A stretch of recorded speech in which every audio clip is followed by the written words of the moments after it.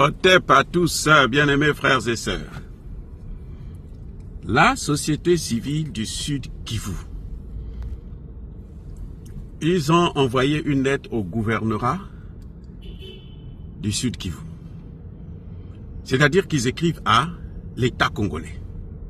Parce que le gouverneur du Sud Kivu représente le président de la République. Donc, ils écrivent pour dire à l'armée et au chef militaire du Sud Kivu que si vous n'êtes pas capable de vaincre les terreaux rwandais, alors il faut renoncer de les affronter. Donc, restez chez vous, laissez-les rentrer ici, et puis laissez-les occuper le Sud Kivu, parce que le Sud Kivu leur appartient. J'ai trouvé ça scandaleux. J'ai trouvé ça scandaleux. Quand j'ai lu ça, je dis, mais attendez, ceux qui ont écrit ça, ce sont des fous?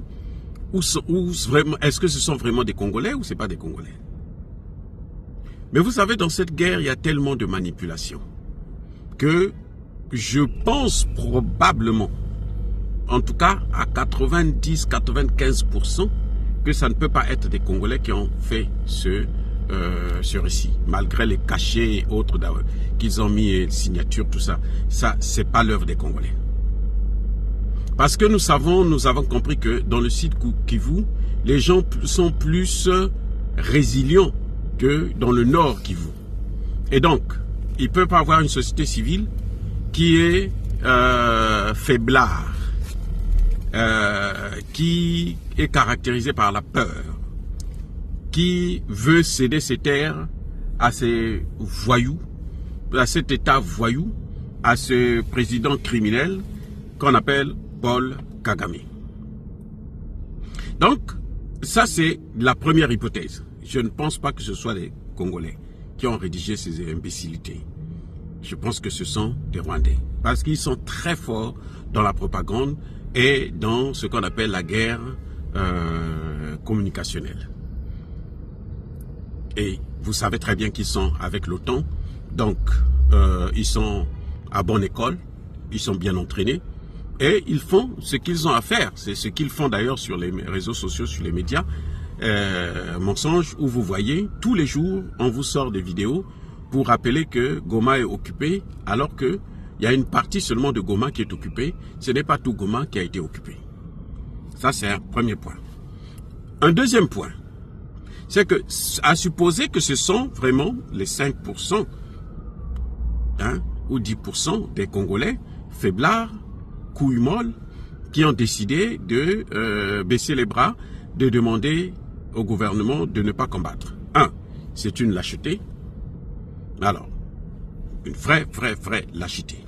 2, on ne peut pas gagner la guerre avant de la mener. Oser, c'est déjà une victoire. On ne peut pas gagner une guerre si on ne se défend pas.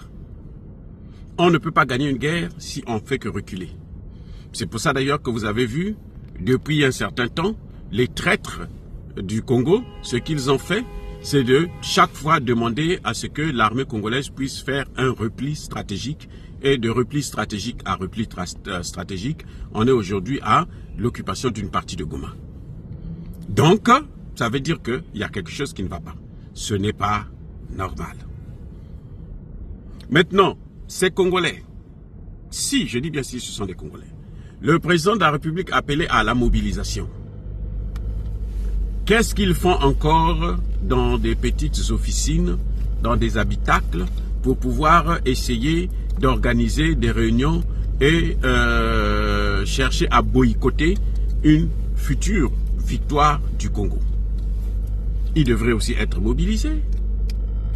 On a vu que la jeunesse à Bukavu était alors très mobilisée pour aller défendre la patrie, pour rentrer dans l'armée, pour défendre leur pays. Donc eux là, qu'est-ce qu'ils font encore sur le territoire? Qu'est-ce qu'ils font encore à la maison? Qu'est-ce qu'ils font encore autour de cela?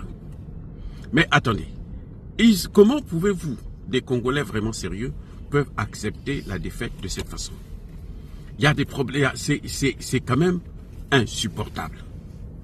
Vous avez des Wazalendo qui ont défié la communauté internationale, qui ont sacrifié leur vie pour combattre pour leur pays, et une armée qui, dont les dirigeants, pour la plupart, sont des traîtres, maintenant qui est en train de se relever, qui est en train de renaître de ses cendres, qui sont en train de faire des jeunes nouvellement arrivés et certains loyalistes qui sont en train de faire de leur mieux pour sauver la nation, et vous venez les décourager comme ça. Vous voyez un peu comment ça fait mal au dos, et c'est grave ça. Donc la société civile, là, si j'étais Tshisekedi, j'allais demander à ce qu'on puisse fermer cette société civile.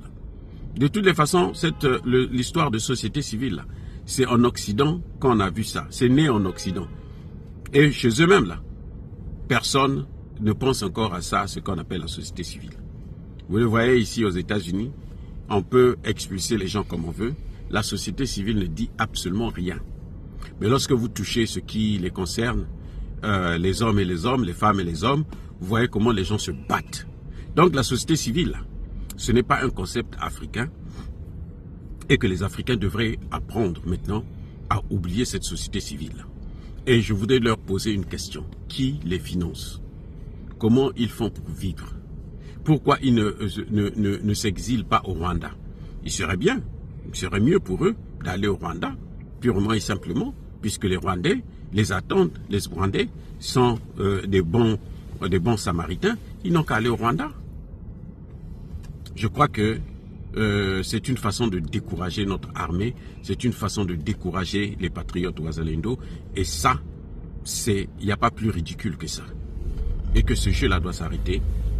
J'ai dit ainsi, vive l'Afrique éternelle, j'assume ce que j'ai dit.